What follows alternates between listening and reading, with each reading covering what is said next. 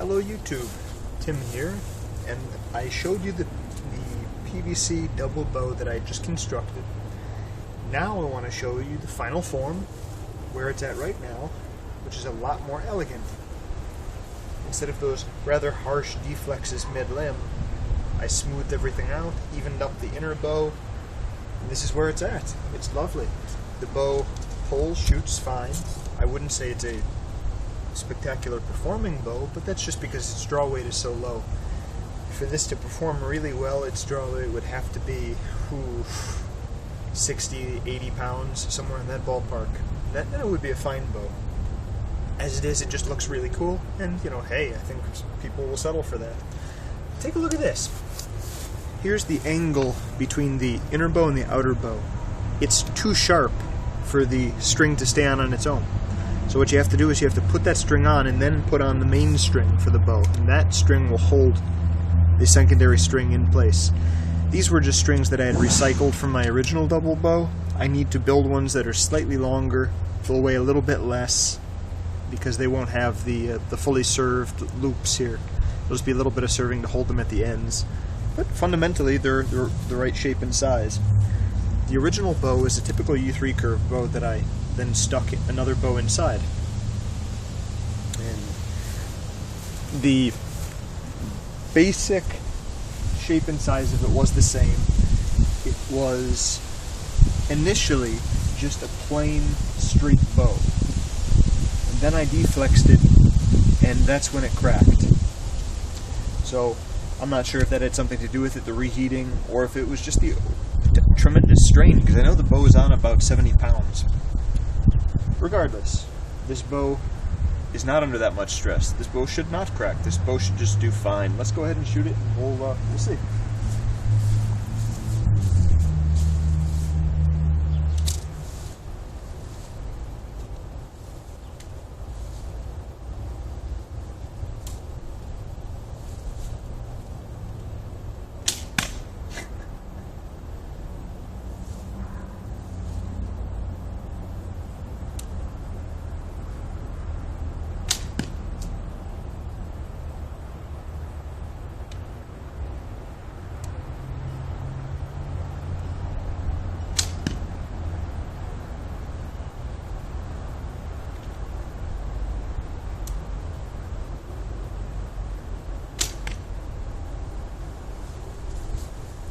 Finally got one to stick there. As you can see, there's a bit of a problem. If one, the bow is not shooting hard enough to penetrate into the actual base, into the bottom of the carpet. So if it's shooting and it doesn't get between in the pile, stuck in the pile, it's just going to bounce right off. This is probably shooting about as fast as one of my youth Sapahi bows or one of my youth bows. I'm going to say maybe 120 feet per second. Again, not a high performance bow, but a freaking cool looking bow. To crank the performance up, it needs a lot more draw weight. It means the limbs need to be a lot thicker, especially throughout the middle portion. It means there needs to be a lot more tension, and some of that tension can be provided. The more you ratchet these things, twist these. I've heard some people say you don't want to twist the main string, but these strings shouldn't be an issue if you want to twist this, because we really don't care if this has a torque on it. The ultimate result will be shorter string, more tension, raise the initial draw weight, and that's the problem here. The initial draw weight is almost nothing. This is a very flabby bow for its size.